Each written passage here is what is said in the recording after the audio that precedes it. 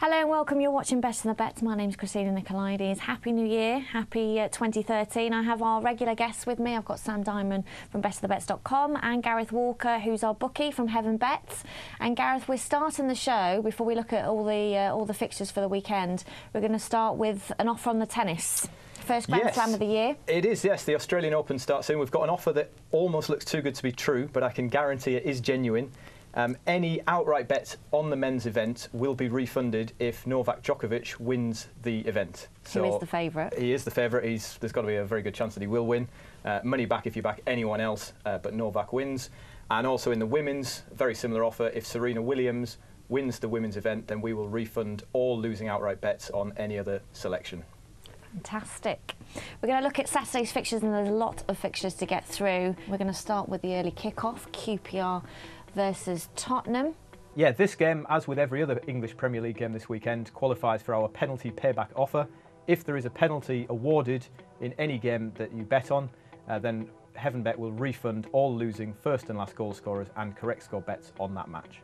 Prices: QPR 4.6, the draw's 3.7 and Tottenham 1.8. The game's been brought forward because of FA Cup replay commitments. Which QPR are going to turn up? That's the question. They do generally lift their game against the London teams. They do, against all the big sides, really. They beat Chelsea. They beat Chelsea. Will we see that kind of performance, or will we see the horrible display that they put in against Liverpool? I think they're going to struggle in this game. We saw how much they did. You know, they just didn't cope with Luis Suarez, his pace and his trickery against Liverpool. And I think if you're coming up against someone like Gareth Bale, with the Asian centre-halves that they have, Clint Hill, Ryan Nelson will still be playing in this game. I think he could really sort of revel in this fixture. I like him to score first, or even at any time in this game. I think it could be really a match for him to sort of show how good he is. And Tottenham haven't lost since the 9th of December against Everton. Tottenham are looking good for a Champions League place. Gareth Bale is 6.5 to score the first goal, and the any time is 2.3. I think Tottenham will have too much class. Correct score sort of 2-0, 3-0, 2-0's 8.4, 3-0's 13.4, 3-1 11.9. That sort of thing would be where I'd be looking for this game. Right, well, let's find out what our guru Mike Holden has to say about this particular game. It's Redknapp against his successor Andre Villas-Boas, and you know, obviously the result's going to mean a lot to Redknapp. He doesn't have to say anything to the players. They know the history. They know exactly what it means. And we saw by that result at Chelsea that, you know, they are interested in, they want to get in Redknapp's good books by the reaction that they're giving him on occasions when he's turned around and said something about, you know, the integrity of his players and so on. So I think this is one where it's worth chancing. I think QPR 3-1, anything around a 3-1 mark. I think there could be a tasty bet this time around. I wouldn't make a habit of backing them, but this is one game where I think there could be a bit of value inside him with the arse. Right, Gareth, we've heard what Mike's had to say. Well, he'll be delighted. QPR 4.6, and good luck to him with that bet. He's got more faith in QPR than we have, clearly. OK, we're going to move on to the next game. We'll look at Stoke versus Chelsea. For this game, Stoke 4.3, the draw's 3.5. And Chelsea have now drifted they're basically even money now to win this game. So that's do you fancy Chelsea at? Well, I think the big question with Chelsea is who's going to start up front, because you know, they just look so much more dangerous with Demba Ba on the pitch for a short space of time. There's no confidence at all in Fernando Torres. I think it would be, personally, I think it's a mistake if Demba Ba doesn't start. Yeah, well, it looked like he turned the corner in December, but back to his old self. Demba Ba has got previous with Stoke. Obviously, he was going to sign there, and then he sort of came out quite publicly and said, you know, his knees would never last. I think he scored a hat-trick there for Newcastle last season. So I think it would definitely be a wise move for Benitez to start with him.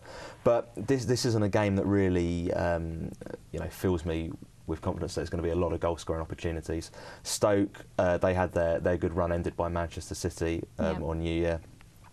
And prior to that, they've drawn too many games. Yeah, but that's you know, I think that's very much the case with Stoke. Is they're so hard to beat and they won't create much themselves, but you know they're going to really sort of keep you out. Yeah, I think that Stoke didn't have a great Christmas, but they're not helped by a Christmas schedule. They've got to play 4 games in 11 days. Well, everyone plays 4 games in 11 days, but Stoke in particular are so organised, so meticulous, so much preparation, and you just haven't got time for that. And it almost looked like they just gave up the game at Man City. It was almost like he said, "Look, we're going to go there. We're not going to win. Just don't worry about that game. Let's concentrate on next week." I think they'll be really up for this. It won't. But we had Stoke involved in a 3-3 against Southampton. The game against Liverpool there were 2 early goals, 1 each within 5 minutes. I don't think it'll be like that. I think that under 2.5, as Sam suggested, under 2.5 goals is a great bet. That's 1.8. But if there's only 0 or 1 or 2 goals in the game, then you win. Or we've also got Goal Crazy Market, which we've mentioned before on the show, which is that you either back that there'll be 0 or 1, 2 or 3, or 4+ goals, 3 different options. Yep. So the lowest of those bands is for 0 or 1 goal in the game, and that's priced at 3.1. Yeah, that's the bet I like. They reverted to type against Crystal Palace in the Cup with a 0-0 draw, and I think that's a good bet. If you wanted slightly longer odds, maybe I'd look at Stoke to win 1-0, which I think is 9.2. 9.2 for 1-0. I like 1-1, which is 6.8. Yep. Assuming that Chelsea don't pick Marin and Moses again, in which case I'll be going home win. OK, next game, Everton versus Swansea. So Swansea, they did beat Chelsea, but then when you look at Everton in their another FA chance Cup. to big up Everton. Oh, this is my bit. Everton 1.6, the draw's 4.2, and Swansea 6.4. Let's get some objective views. This would be a cracking game. I think, again, Swansea are another one with quite a small squad. This real run of games now is going to catch up with them. And of course, they played Everton earlier on in the season. Everton ran out comfortable 3-0 winners.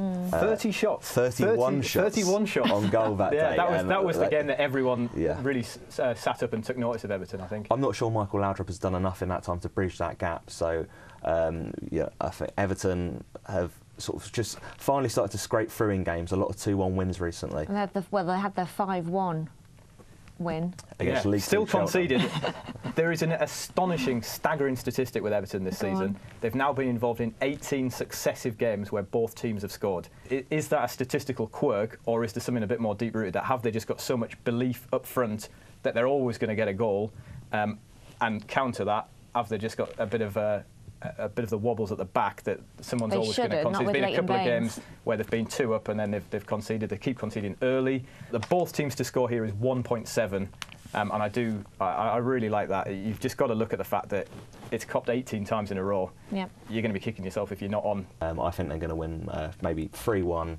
But I think at 1.6, Everton is just a good bet to win this game. 3-1 is 10.7. They will be helped by the fact they've had 5 days recovery time since the Cup game, which was a lot easier. Swansea are involved in a titanic struggle at the Bridge. That's not going to help. I'm going to go 2-1. 2-1, 7.4. Well, you know I like my big bets, don't you? Well, I'm sure your best bet of the week will be a different team up north somewhere. Let's find out. Norwich, Newcastle. So here's a team. Here we go. Well, actually, both have been. Both haven't had the best of runs. Yeah, Norwich are 2.15 for this. The draw's 3.5. Newcastle 3.55. Yeah, Norwich have they've lost their last 4 now after sort of that fantastic run that we documented. But again, when they were winning games and they were just scraping by the odd goal, they're now losing games. So it still shows that their fixtures are incredibly tight. Newcastle, they've played away 16 times this season in either the Premier League or the domestic cups or the Europa League. They haven't won a single game. Norwich is a hard place to go. Only 3 teams, I think, have gone there this season, and they've all been the sort of top sides. So I think this is a home win. I really like the home win here. Yeah, having given so much stick to Newcastle, I'm not so convinced by this one. They've had 3 defeats in a row, but that was against Everton, Arsenal and Man U. Yeah. There were glimpses in there of them playing better football than they played at any stage last season when they finished 5th. To be honest, defensively would be the concern, but at least they looked like they were playing with more purpose. Bar leaving gives an opportunity to Cisse to rediscover some of the form that he was showing the first half of last season. Yep. They've got 3 massive games coming up now. This is crunch time for Newcastle. I am going to give Newcastle supporters at least some reason not to send me abuse this week. I'm going to go for the draw at 3.5. Come on, the Toon Army. What's your score? You must be going for an away win, surely. Yeah, Newcastle to beat Norwich 2-1. 2-1 is 9.6. 1-1, which I like, is 7. Have you got correct score, Sam? 1-0 Norwich. 1-0 is 7.8. OK, we're going to move on to the next game. Aston Villa versus Southampton, 16th versus 17th on the table. Relegation 6-pointer. It's a huge game. You like that saying, don't you? It's a great cliche. But Aston Villa sloppy. I think this could be a win for Southampton. Well, they're still outsiders at the moment. Villa 2.6, draw 3.4, Southampton 2.9. Yep. Although I would expect that price will come in. If you're going to back Southampton, back them now. If you're going to back Villa, wait until close to kick-off. I think you'll get a bigger price. Yeah, Aston Villa been shambolic in defence lately. They're really missing Ron Vlaar, who's been out for 6 weeks with a calf injury. Whether Southampton can take advantage of that, I don't know. They had great opportunities to beat Stoke and Fulham over Christmas, didn't take them. And I just wonder, about their defensive problems as well. Villa's are at centre half. Southampton's are in goal. They've changed goalkeeper 5 times this season. I think there'll be goals in this. I don't think either team will do enough to win. 2-2 I like. 2-2 is 12. Southampton, I like them, much improved since Cork came in to help Schneiderlin out, and they booted Højveldt from the back. But I can't quite bring myself to back them. I like the draw, 3.4. The both teams to score, very solid, 1.65 for both teams to score here. OK, Reading West Brom.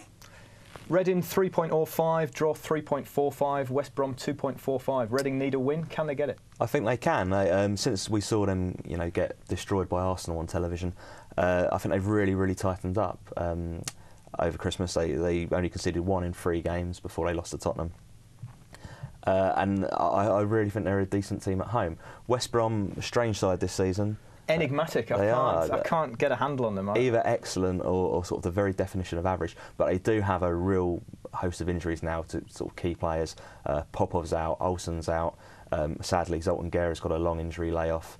And I think that could be enough to see Reading sneak a home win here. I think that this is the hardest game of the weekend to put a tip for. I'll sit on the fence and go 1-1, which is 6.9. And Sam, what's your bet? I'll just go for Reading to win, which is 3.05. Yeah, 1-0. 1-0, which is 8.8. Next game, Fulham versus Wigan. Obviously, Fulham beat West Brom New Year's Day. One of the members of the team won't be happy about that.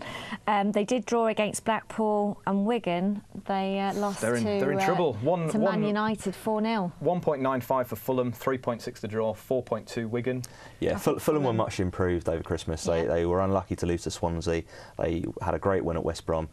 Yep, drew with Blackpool in the cup, but Blackpool just really packed bodies behind the ball. Wigan aren't going to do that. It'll be a much more open game, and Fulham have a great record against Wigan, haven't lost in the last 11. I expect Fulham to win 2-0. 2-0, 7.9. Just in the hope that you'll sit further away from me next week.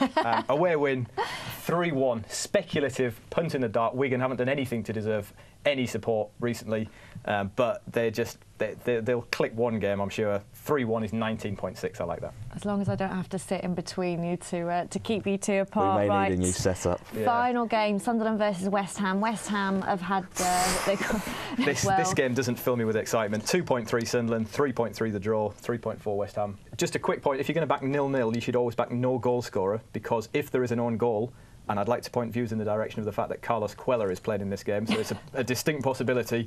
Then you back no goal scorer rather than 0-0. Same price, which is 9. I think it's a great bet. I think 0-0 is a game to put a cliche in that I do like. This game's got 0-0 written all over it. That's the most complimentary review of Sunderland I've given all season, I think. OK, best bet for Saturday then, overall? I like Norwich to beat Newcastle. I think it's a great price. Norwich to beat Newcastle, 2.15. You're a brave man. I'm going to go the other way. What? This week again, Newcastle 3.55. Well, they've got to prove me right one week. Well, keep having a go. Yeah, they did beat QPR. Come on, Alan Pardew. Come on, Toon Army. No, I really like my best bet this week, and it's the draw at Stoke against Chelsea, 3.5. Could easily see it being very cagey. Stoke scrapping for everything, 3.5. I'm keen on that. Thanks, gents. For you to place your bets, it's www.heavenbet.com, and you'll also find us now on Twitter at Best of the Bets. We're heading for a break. After the break, we're going to look at Sunday's games and the European action. See you then.